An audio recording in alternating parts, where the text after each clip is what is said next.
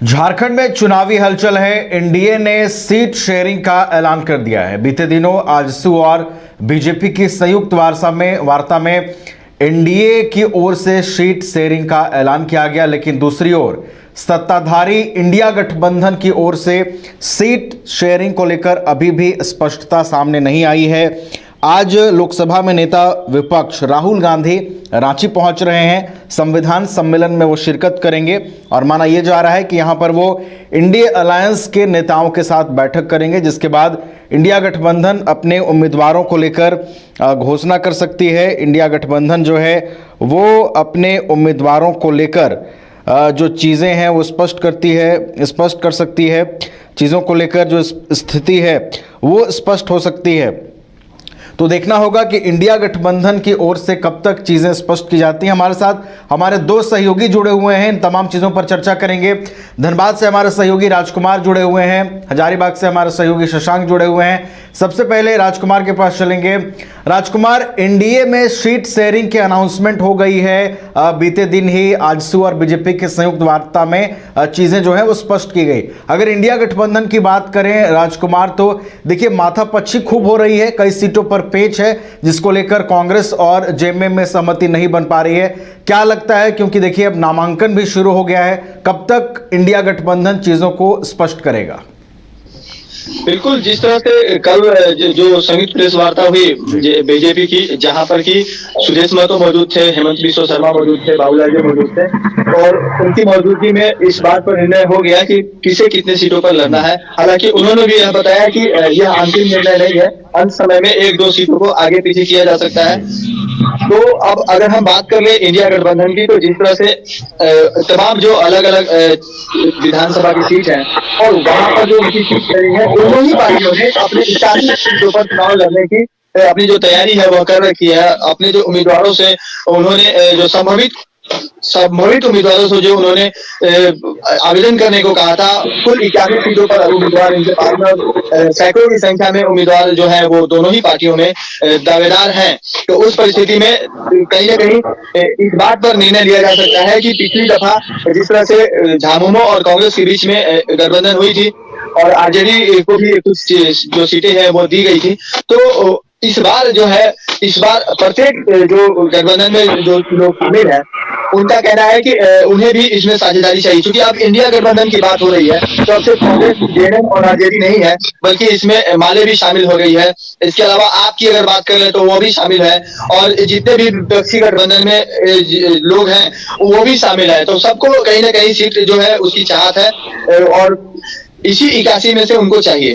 तो सबसे जो बड़े दावेदार हैं, जिसमें कि कांग्रेस और जेएमएम है, इनके बीच में जो सहमति है वो अभी तक अंतिम निर्णय जो है, अंतिम सहमति जो है वो नहीं बन पाई है। हालांकि आज राहुल गांधी जब रांची पहुंचेंगे तो संभव है कि उनकी जब हेमंत के साथ। ठीक है राजकुमार, एक सवाल शशांक से ले लेते हैं। शशांक, देखिए एनडीए में सीट शेयरिंग पर स्थिति स्पष्ट हो गई है। 1-2 सीटों पर अभी भी आजसू के साथ बातचीत चल रही है, लेकिन दूसरी ओर अगर हम सत्ताधारी इंडिया गठबंधन की बात करें शशांक, हजारीबाग जिले के अंदर जितनी सीटें आती हैं उन सीटों पर झारखंड मुक्ति मोर्चा और कांग्रेस में क्या कोई असहमति फिलहाल दिख रही है, जिसकी वजह से देरी हो रही है सीटों के ऐलान में?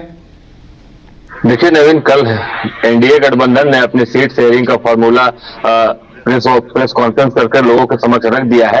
अगर इंडिया गठबंधन की बात करें तो हजारीबाग की 2 सीटें इस पेच में फंसती हुई नजर आ रही है। अगर हजारीबाग के मांडू विधानसभा क्षेत्र की बात करें तो वहां से जेपी भाई पटेल पिछली बार विधायक बने थे, जो बीजेपी से चुनाव लड़कर विधायक बने थे, और इस बार वो कांग्रेस में शामिल हो गए थे लोकसभा चुनाव के दौरान।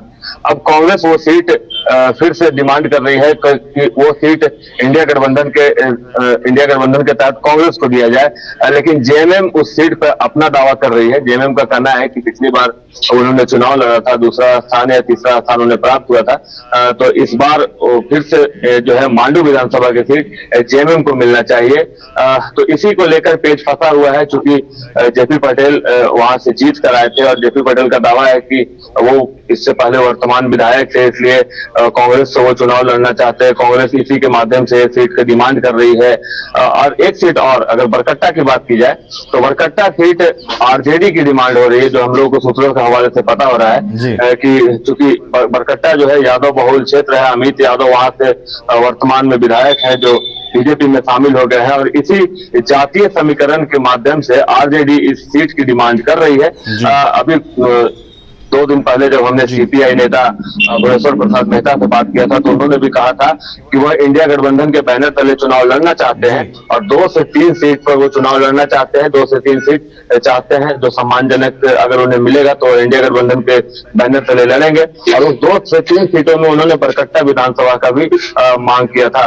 तो कहीं न कहीं हजारीबाग जिले की ये 2 विधानसभा सीट इंडिया गठबंधन के जो है सीट शेयरिंग फॉर्मूला में फंसते हुए नजर आ रहे हैं। ठीक है, इसको लेकर ठीक है शशांक, 1-2 सीटें ऐसे हजारीबाग जिले में भी हैं जहां पर थोड़ा सा सस्पेंस दिखाई दे रहा है। वापस राजकुमार के पास चलेंगे। राजकुमार, देखिए, अगर आपने कल के प्रेस वार्ता को सुना होगा तो 1-2 सीटों पर हेमंता बिस्वा ने कहा था कि अभी भी हम लोग स्थिति देख रहे हैं। तो क्या ये स्थिति इसलिए देखा जा रहा है राजकुमार, ताकि इंडिया गठबंधन की ओर से भी जब उम्मीदवारों के नाम का ऐलान हो, सीट शेयरिंग पर स्थिति स्पष्ट हो, तो फिर हम अपने पत्ते पूरी तरह से खोल दें? बिल्कुल ये सच है। जिस तरह से कल जो बातें हुई उसमें टुंडी जो है एक महत्वपूर्ण सीट मानी जा रही है। टुंडी से मथुरा महतो चुनाव लड़ते आए हैं, और अगर हम विपक्ष की बात करें तो भाजपा जो है, भाजपा और ये आजसू दोनों ही वहां से जीतती हुई आई है। कई बार ऐसा देखने को मिला है। राजकिशोर महतो भाजपा से भी वहां जीते हैं और आजसू में जाकर भी उन्होंने वहां पर जीत दर्ज की थी। तो पिछली बार हालांकि विक्रम पांडे को दिया गया था, जो कि रविंद्र पांडे के बेटे हैं, पूर्व सांसद रविंद्र पांडे के, और वो यहाँ से हार गए थे। लेकिन अगर हम इंडिया गठबंधन में ही बाघमारा और निरसा की बात कर लें तो यहाँ पर दोनों ही जो पार्टी है, खासकर कांग्रेस और अगर हम सबसे पहले निरसा की अगर बात कर लें तो इंडिया गठबंधन में माले शामिल है। ऐसे में अरूप चटर्जी जो कि पूर्व विधायक हैं, उनका दावा सबसे प्रबल है वहां पर, और अशोक मंडल जो कि झामुमो से है वो भी चुनाव लड़ते आए हैं। 30,000 के आसपास वो लगातार वोट लेते आए हैं। जब वो भाजपा में थे उस वक्त भी उनके पास में 30,000 का वोट बैंक था।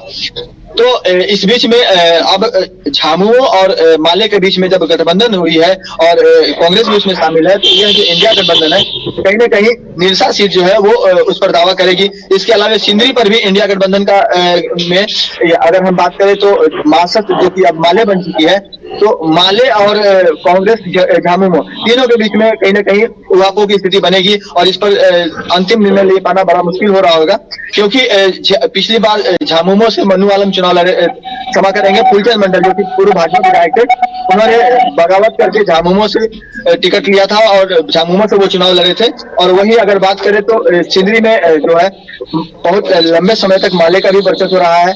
4 बार आनंद महतो विधायक रहे हैं। मासद उस वक्त थी, अब चूंकि माले में इसका विलय हो चुका है, तो आनंद महतो है और उनके बेटे भी बड़े दावेदार हैं। तो सिंदरी में भी इंडिया गठबंधन में जो है वो पेच फंस रही है। इसके अलावा अगर हम बाघमारा की बात कर ले तो बाघमारा में जलेश्वर महतो पिछली बार कांग्रेस से उम्मीदवार थे, और जेएमएम से अगर बात कर ले तो वहां पर रतिलाल टुड्डू है, और भी 1-2 अल्पसंख्यक कैंडिडेट हैं जो कि वहां से चुनावी ताल ठोक रहे हैं, और वो लड़ने के लिए लगातार पार्टी पर दबाव बना रहे हैं कि यह सीट जो है इस बार खाते में जानी चाहिए। तो बाघमारा में इसी तरह से जलेश्वर महतो के साथ साथ रोहित यादव जो है वो भी इस बार प्रबल दावेदार है। तो कांग्रेस और जेएमएम दोनों के पास में कैंडिडेट की कमी नहीं है, और यहाँ पर चुनाव लड़ने के लिए दबाव है दोनों ही पार्टियों में कि किसे मिलेगा। अंतिम निर्णय इस पर जो हेमंत सोरेन और राहुल गांधी को लेनी है। तो उम्मीदवारों की कमी नहीं है, आखिरकार ये तय करना है आला कमान को, चाहे वो जेएमएम आला कमान हो, कांग्रेस आला कमान हो, कि किसकी उम्मीदवारी को जो है वहां पर मजबूत माना जाए और फिर चुनावी मैदान में उतारा जाए। एक बार फिर से वापस शशांक के पास आएंगे। शशांक, देखिए, राहुल गांधी का अहम दौरा होने वाला है और कहा यह जा रहा है कि इंडी गठबंधन के साथ उनकी बैठक होगी और फिर 20 यानी कि कल तक इंडिया गठबंधन के उम्मीदवारों की सूची आ सकती है।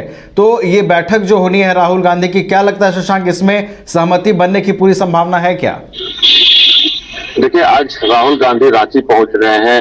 इंडिया गठबंधन के जितने भी घटक दल है उनके साथ उनकी बैठक होगी और यह संभावना है कि इसके बाद सीट शेयरिंग का जो फॉर्मूला है वो तय हो जाए और जो उम्मीदवारों की घोषणा है वो भी हो जाए।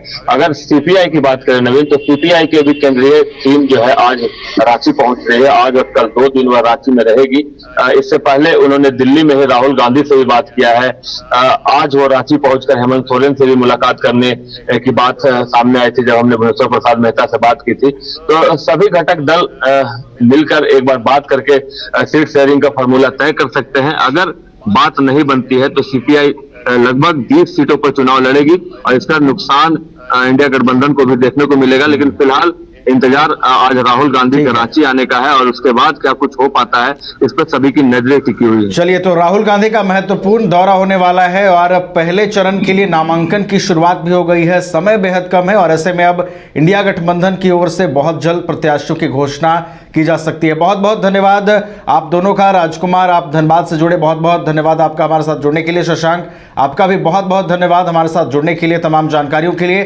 तो हम बात कर रहे थे कि इंडिया गठबंधन में सीटों की जो गुत्थी है वो सुलझने में वक्त लग रही है। उसको कहीं ना कहीं सीटों पर जो कई सीटों पर पेच फंसता हुआ नजर आ रहा है उस पर सहमति नहीं बन पा रही है। लेकिन राहुल गांधी आज पहुंच रहे हैं रांची दौरे पर। इंडिया गठबंधन के नेताओं के साथ उनकी बैठक होगी और देखना होगा कि इंडिया गठबंधन की ओर से कब प्रत्याशियों के नामों का ऐलान किया जाता है।